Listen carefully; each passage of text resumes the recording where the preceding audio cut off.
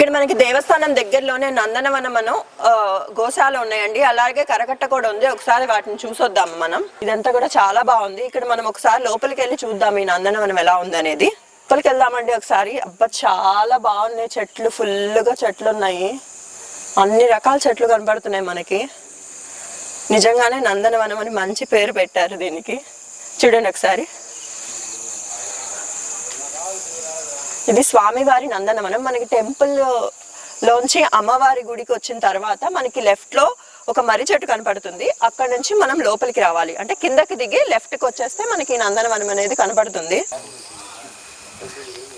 కృష్ణ పరమాత్ముడు. ఇక్కడ గోశాల దగ్గరికి వచ్చేసామండి. ఇదిగోండి ఇదే గోశాల.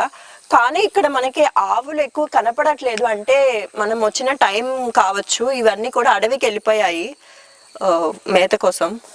ఇక్కడ ఒక్కటే ఒక్క ఆవు ఉంది. బట్ చాలా పెద్దగా ఉంది గోశాల అనేది. ఒకే ఒక్క బుజ్జి ఆవు ఉంది మన కోసం.